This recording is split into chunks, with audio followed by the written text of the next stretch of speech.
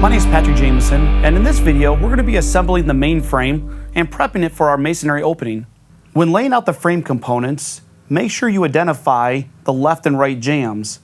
This is our left jamb, and this is our right jamb, always outside looking in. Inside the bag of hardware, you're going to locate your assembly screws, and then hand tighten the jambs to the head. Make sure you hand tighten the screws to prevent damage to the frame. I'm now going to follow the same steps on the left jamb as I did with the right jamb. Now I'm going to assemble the jamb to the threshold. Just like the previous steps, I'm going to hand tighten the assembly screws from the jamb into the threshold. Now you're going to follow the same steps on the right side as you did with the left side, hand tighten the assembly screws from the jamb into the threshold.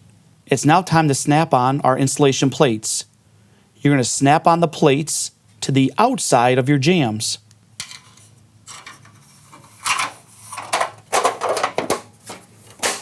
We're going to follow the same steps on the other side of the frame, where we're going to snap our insulation plate onto the outside of the jamb. So to recap this video, we've now assembled the frame. In the next video, we're going to install the same frame into our masonry opening.